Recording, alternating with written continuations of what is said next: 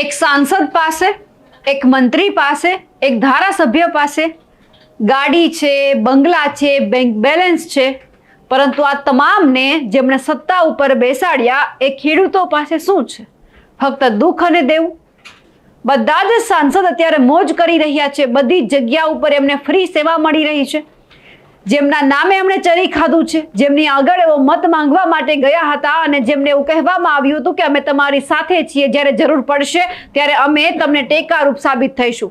અત્યારે ક્યાં છે? ફક્ત બોલવા માટે જ આગળ આવે છે.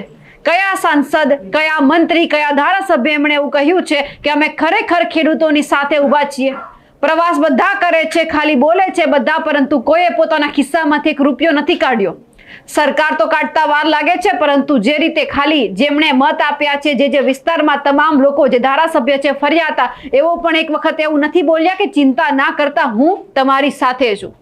આજે ઘણા ખેડૂતોની પરિસ્થિતિ એવી છે કે જેમણે પોતાના દીકરા કે દીકરીને જ્યારે ભણવા મોકલ્યા હતા, હવે એમની પાસે પૈસા નથી એટલે એમને ઘરે બોલાવી લીધા છે.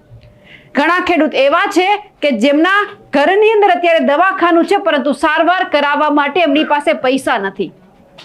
નમસ્કાર, આપ જોઈ રહ્યા છો નિર્ભય ન્યૂઝ અને હું છું આપની સાથે રિદ્ધિ.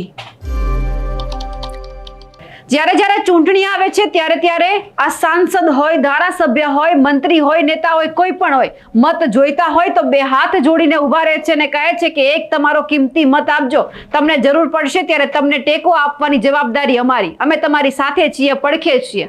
પરંતુ કયો એવો ધારાસભ્ય છે, સાંસદ છે કે એમણે આ વખતે એવું કીધું છે કે હું મારા ખિસ્સામાંથી પૈસા કાઢી અને જે આ ખેડૂત છે એમને આપી? સત્તા પક્ષની વાત કરી રહી છું.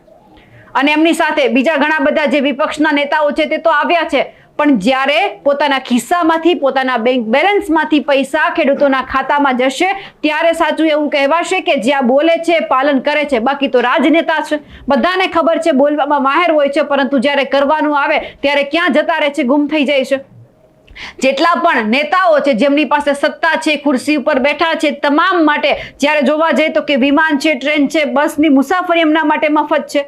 વિધાનસભા જાય છે તો એમના માટે રોજનો 1000 રૂપિયાનો ખર્ચ કરવામાં આવે છે. ખાનગી હોસ્પિટલમાં જાય છે તો નિઃશુલ્ક સારવાર કરવામાં અમને આવે છે, એમની પાસેથી પૈસા નથી લેવામાં આવતા. હવે આ તમામ જે નેતાઓ છે એમને એટલી બધી તો શેની જરૂર છે? એમની પાસે તો મહિને લાખો રૂપિયાનો પગાર આવે છે, પરંતુ જે લાખોના દેવામાં ડૂબેલો છે, ખેડૂત માટે શું કર્યું છે આ સરકારે? એક આંકડો એ પણ છે કે વર્ષમાં માત્ર 28 દિવસ વિધાનસભામાં જવાના જે લોકો જાય છે, જે ધારાસભ્ય જાય છે, એમને પગાર મહિને 1.5 લાખથી વધારે મળે છે, પરંતુ જે ખેતરમાં જે ખેડૂત જાય છે એમનું સરેરાશ દેવું છે 2.86 લાખ રૂપિયા. 2.5 લાખથી વધારે એ ખેડૂત છે એમનું દેવું છે. અત્યારે જે રીતે ગુજરાતની અંદર કમોસમી વરસાદ આવ્યો, માવઠું થયું ને આપણે જોયું કે જે મગફળીનો ઊભો પાક છે બધો ધોવાઈ ગયો. કપાસનું વાવેતર કરવામાં આવ્યું હતું તો કપાસ આખો ફેલ ગયો છે. હવે જ્યારે ખેડૂત અત્યારે પરિસ્થિતિમાં એ મુકાયો છે કે સર્વે કરવામાં તો આવ્યો પરંતુ સહાય નથી આપવામાં આવી, એટલે ખેડૂત રાહ જોઈને બેઠો છે કે અમારી જે મગફળી બગડેલી છે એમને કાઢવી કે ન કાઢવી. જો નહીં કાઢીએ તો અરોડા થઈ જશે અને જ્યારે બીજા પાકનું વાવેતર કરવાનું હશે ત્યારે એમાં જ એ નડશે. એટલા માટે હવે આ તમામ જે ખેડૂત છે ખેતરમાં જાય છે, મગફળી જે બગડેલી છે તમામને કાઢવાના કામ ચાલુ કરી દીધા છે. હવે જે બગડેલી સારી છે, થોડી ઘણી મગફળી એવી પડી છે, એમને વીણવા માટે પણ એમને મજૂરો બોલાવવા પડે છે, એ પણ પૈસા લઈને આવે છે અને વધારે ભાવ માંગે છે.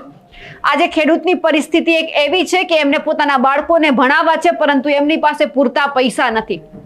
પૈસાની વાત તો ક્યાં છે, એમની ઉપર એટલું દેવું છે કે ભરપાઈ પણ નથી કરી શકતો અને જ્યાં હાથ લંબાવવાના છે ત્યાં લંબાવે છે, પરંતુ સરકાર ખાલી મૂક બધિર થઈ અને જોઈ રહી છે કે અમે કરીશું અને ખાલી આંકડો જાહેર કરીશું.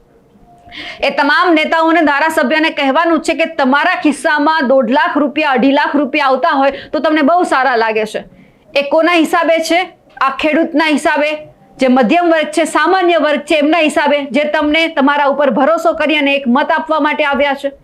આ બધાની વચ્ચે જ્યારે આમ આદમી પાર્ટીના જે પ્રદેશ પ્રમુખ છે ઈસુદાન ગઢવી ખેડૂતના ખેતરમાં ગયા હતા, એમની સાથે વાતચીત કરતા હતા. એક ખેડૂતની પરિસ્થિતિ એ છે, એક ખેડૂત, એક બાપ છે, એવું કહી રહ્યો છે કે મારી દીકરીને ભણવું છે પરંતુ મારી પાસે પૈસા નથી. મને એવું હતું કે જે આ મગફળી છે એ હું લઈશ, સારો પાક આવશે, હું એમને વેચીશ, સારા પૈસા આવશે, જેથી કરી મારી દીકરી જે શહેરમાં ભણે છે એમને હું પૂરતા પૈસા મોકલાવી શકીશ, જેથી એમનું આગળનું ભણતર છે પૂરું થઈ જશે. પણ મગફળીનો પાક નિષ્ફળ ગયો, દીકરીને ઘરે બોલાવી પડી.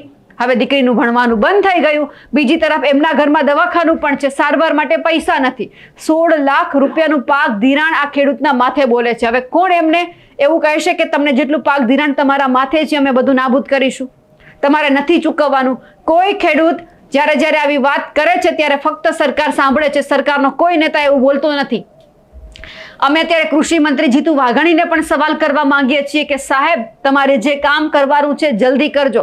જો તમારી ચૂંટણી નજીકમાં આવતી હોય, તમારે બ્લુપ્રિન્ટ બતાવવાની હોય, તો તમારી પાસે અઠવાડિયાનો સમય હોય તો તમે એક દિવસમાં બધું કરી નાખો છો. કોઈને ખાતામાં 10,000 રૂપિયા નાખવા નથી, તમે ફટાફટ નાખી દો છો. પણ જ્યારે આ ખેડૂતને તમારી સહાયની જરૂર છે, અમને રવિ પાકનું વાવેતર કરવાની જરૂર છે, ત્યારે તમારી પાસે પૈસા નથી. તમે રાહ જોઈને બેઠા છો કે તમારે શું કરવાનું છે. ગુજરાતની અંદર વાર તહેવાર આવતા હોય, કોઈ સરકારી રજાઓ આવતી હોય, એનો મતલબ એવો નથી કે તમે ખેડૂતની સામે ના જોવો. બધી રજાઓ એક બાજુ મૂકો, સરકારી કાર્યક્રમ કરવા છે એ એક બાજુ મૂકો, પહેલા તમારે ખેડૂતની પડખે ઊભું રહેવાનું છે, એ તમે ઊભા રહીને બતાવો. હવે જ્યારે ઈસુદાન ગઢવી છે આ ખેડૂતના ખેતરમાં ગયો હતો, જે દ્રશ્ય બતાવ્યા છે કે જે અત્યારે મગફળી ખેતરમાં હતી, એમને જ્યારે લણવાનો સમય હતો, ઘરે લઈ આવવાનો સમય હતો, એ સમય દરમિયાન વરસાદ આવ્યો એટલે જે મગફળી છે નથી લઈ શકવામાં આવી. એટલે હવે જે મગફળી ખેતરમાં ઉગી નીકળી છે, હવે એમને કાઢવાની વધારે મહા મહેનત લાગશે, કારણ કે એમાં ઘણી બધી પ્રક્રિયા હોય છે ખેતરમાં, એ બધી કરવી પડશે. નહીતર જો ના કરવામાં આવે તો બીજા પાકને પણ નુકસાન જાય છે. હવે તમામ દ્રશ્ય ઉપર નજર કરીએ, એ ખેડૂત શું કહી રહ્યો છે, બાપની વેદના શું છે તે સાંભળીએ. પેકેજો આપો છો, કંપનીઓ માટે લાલ આપણે જાજમ પાથરીએ છીએ, કંપનીઓને ટેક્સ ફ્રી આપો છો, કંપનીને વીજળી ફ્રી આપો છો, તમે કંપનીઓ ઉપર કોઈ તપાસ ન થાય.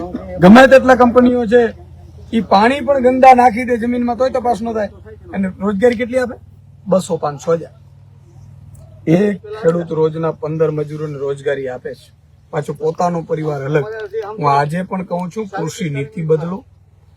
ખેતી પ્રધાન દેશ છે, ખેતી પ્રધાન રાજ્ય છે, તો ખેડૂત ઉપર ભાર દો.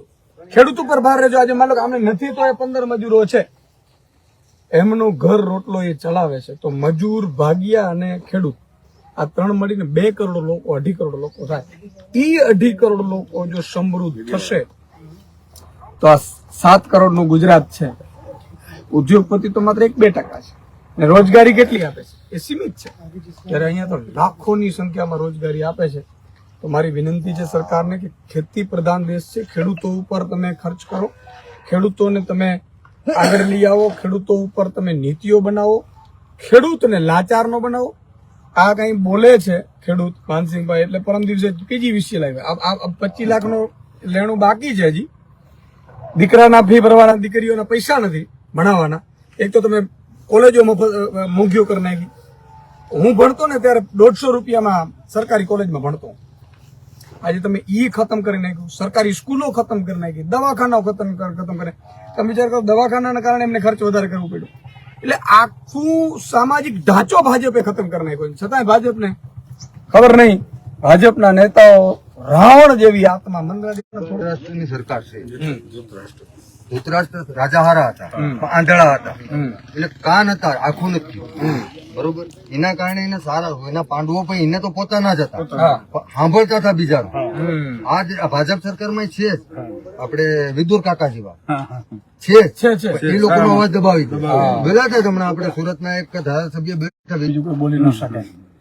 દલાલ હોય, બુચસીઓ હોય, કાં ખાઈ ગયું હોય, એને પેટમાં દુખે કે ખેડૂતોને બધું મફત જોઈએ. તમને મિત્રો કહી દઉં, ઓફિશિયલી આંકડા છે. અમેરિકાના ખેડૂતને ગયા વર્ષે અમેરિકાની સરકારે એક ખેડૂતને 1 વર્ષમાં 54 લાખ રૂપિયા સબસિડી આપી છે. અને એ જ અમેરિકાએ નરેન્દ્ર મોદીને દબાણ કર્યું કે હાલ ભાઈ ઇમ્પોર્ટ ડ્યુટી ખાલી કર, તારા ઉપર, તમારા ઉપર તો 50% નાખી છે, પણ મારા ખેડૂતો ભારતમાં કપાસ વેચી શકે એટલે ઇમ્પોર્ટ ડ્યુટી ફ્રી કર. અને સાહેબ આ માયકાંગલી સરકારો, માયકાંગલા નેતાઓ પોતાની 56 ને 82 ઇંચની, ખબર નહીં કેટલા ઇંચની છાતી, મને તો ખબર નથી, માપતા આવડતું નથી, અને એના પાછા અંધભક્તો, જે દલાલો ચીસો પાડે, ઈ અંધભક્તના બાપાએ ઇમ્પોર્ટ ડ્યુટી રદ કરી નાખતા આજે હાલત એવી થઈ, કપાસના ભાવ ચડી ગયા છે. તમે એક તો અમેરિકાના દબાવમાં, અમેરિકાની સરકાર જે આપે છે ખેડૂતોને, શું કામ ખબર છે? અમેરિકાની સરકાર એના ખેડૂતો માટે, આપણે સરકારને ધમકી આપે કે સબસિડી કાપ મૂકો, અને આપણી સરકાર સબસિડી કાપ મૂકે. તમે 10 વર્ષ પહેલા યુરિયા કેટલા મળતું, ડીએપી કેટલા મળતું, કેટલા કિલોની થેલી હતી, એ બધું અમેરિકાના દબાવમાં, WTO ના દબાવમાં આ બધું કેન્સલ કર્યું. સાહેબ મારો બીજો છે એગ્રી બિઝનેસ ધંધો છે, બરોબર, એગ્રો નો. અત્યારે પ્રાઇવેટ કંપની સરકાર પાસે ગયા વર્ષે પીપાવા પોર્ટ ઉપર એટલું યુરિયા હતું કે મારો જ મિત્ર એક છે, ત્યાં મેન સાહેબ હતા સુપરવાઇઝર, એટલો સ્ટોક હતો, એને દબાવી ડુપ્લિકેટ માર્કેટિંગ કરવા હાટું થઈને, ડુપ્લિકેટ માર્કેટિંગ ખાતર માર્કેટમાં વેચાઈ જાય એટલા માટે થઈને અહીંયા 5 લાખ ટન માલ પીડ્યો હતો. અહીંયા અને ગાંધીધામ સરદારનું ખાતર ન આપી અને ખેડૂતોને ડુપ્લિકેટ ખાતર વાવવા માટે મજબૂર કર્યા હતા. ઘઉંની સિઝન વહી જતી હતી એટલા માટે, બરોબર. કેમ કે અમે આ ધંધામાં સંકળાયેલા છે, અમને ખબર છે. નહીં, એ લોકો બધી ચારે બાજુ જો ખેડૂતોની 1% ભાવે મગફળી ખરીદે છે ને મિત્રો, જે સેન્ટર વાળો છે ને 1 થી 1.5 કરોડ રૂપિયા ભાજપનો કમાય છે. નેતા, ભાજપનો નેતુડી, એ ભાજપ કરીને ફરે છે ને, એ આ ટેકાના ભાવે મગફળી ખરીદે છે ને, એમાં 1.5 કરોડ રૂપિયાની કમાઈ લે છે, એટલે એ ભાજપ કરીને ફરે છે. આમાં છે ને સાહેબ, અત્યારે હું બોલું ને, કાલે છે ને ક્વોલિટી કંટ્રોલ ના સાહેબ આવશે જ, મારી જે ફાઇનલ છે. મારી પાસે જે વધારે દવા હે ને એમાંથી 2 બોટલ સાહેબ લઈ જાય, 2 બોટલ અહીં સીલ કરીને રાખશે મારા એગ્રોમાં, અને બાકીનો સ્ટોક ગણી લે, એટલો સ્ટોક છે. એ મને પાસ થઈને સેમ્પલ ક્યારે આવશે ખબર? મારે એ દવા જે અહીં પડી છે ને એ બધી આઉટડેટ થઈ જાય ને પછી, એટલે એ દવા હું કંપની પર પાછી ન રાખે, હું ખેડૂતને ન આપી શકું, એને મારે ઉકળામ ફેંકવાની રહે. આ ભાજપ સરકારની નીતિ છે.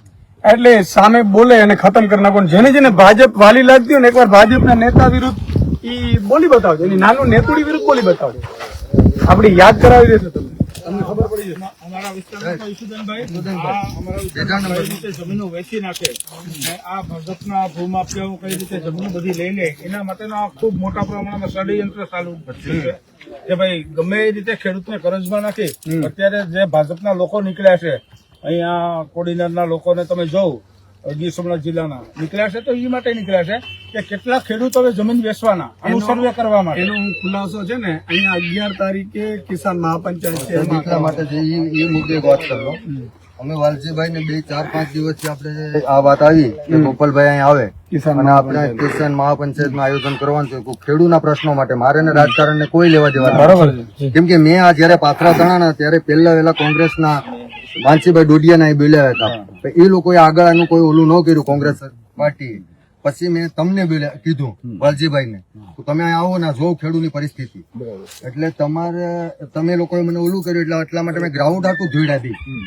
તો આજુબાજુની ટોટલ પંચાયત સવારમાં હા પાડે છે, સવારમાં હા પાડે, સાંજે ના પાડે. કાલે જવાહરભાઈ સાવડા પ્રમ દિવસે ઓલા જે સાક્ષરતા અભિયાન માટે આવ્યા તે દિવસે વાલજીભાઈ મને કીધું કે આજ પ્રકાર મને વિશ્વાસ છે, વાલજીભાઈ ભૂલી જાઓ, એ લોકોને પ્રેશર આવી જાય કોઈ. એટલે આ તો મહાપંચાયત કરવી તો હું મારી પોતાની જમીન આપું, એમાં તમે તમારે મહાપંચાયત કરો, કેમ કે મારા બાપની મિલકત છે, એમાં હું કોઈના બાપ થી બીતો નથી. ગામડાના સરપંચોને પણ ડરાવે છે આ લોકો, રાવણ છે, અને રાવણ આવું કરતા કંસને રાવણ, એમાં ખોટું નથી. ભાજપ કરે છે એના નેતાઓના આત્મામાં અત્યારે રાવણ બેસી ગયું છે. મજૂરો છે, ઢાકેલા પીડા છે. આ બધું સાંભળ્યા પછી સરકારને પણ થોડી ઘણી શરમ આવી જોઈએ, અને ખાસ કરીને એ નેતાઓને, એ સાંસદને શરમ આવી જોઈએ જે પોતાને એક ખેડૂત બતાવે છે, ખેડૂતના નામે હજારો રૂપિયા પોતાના ખિસ્સામાં નાખે છે. એ સાંસદ, એ ધારાસભ્ય, એ નેતાને કહેવા માંગીએ છીએ કે જે ખેડૂતના નામે તમે ચરી ખાઓ છો, એવું બતાવો છો કે તમારી પાસે જમીન છે, તો સૌથી પહેલા તમને વધારે ખબર હોવી જોઈએ. જો તમે ખેડૂતના દીકરા છો તો જમીનમાં કેટલું નુકસાન અત્યારે ગયું છે, ખેતરમાં જે રીતે ઊભો પાક છે નષ્ટ ગયો છે, તો તમારે એક વખત એમના ઉપર ધ્યાન આપવું પડે. બધાને પૈસા સારા લાગે છે, પગાર સારો લાગે છે, પરંતુ જ્યારે કાઢવો પડે છે ત્યારે બધાને ગાંઠા પડે છે. આજે જ્યારે એક બાપની વેદના સાંભળી છે ત્યારે સવાલ ચોક્કસથી એ થાય છે કે જે આ મૂક બધિર થઈ અને જે સરકાર ખાલી સાંભળી રહી છે, એમને પણ કહેવાનું છે કે ઝડપથી જાગો, ખેડૂત ઉપર ધ્યાન આપો. એ કોઈ તમારી પાસે વધારે પૈસા નથી માંગતો, એમને જે નુકસાન ગયું છે ફક્ત એ જ માંગે છે. અમારા અહેવાલને લઈને આપનું શું માનવું છે કમેન્ટ કરીને ચોક્કસથી જણાવજો. સાથે જ અમારી નિર્ભય ન્યૂઝ ચેનલને લાઇક, શેર અને સબસ્ક્રાઇબ કરવાનું ભૂલશો નહીં. નમસ્કાર.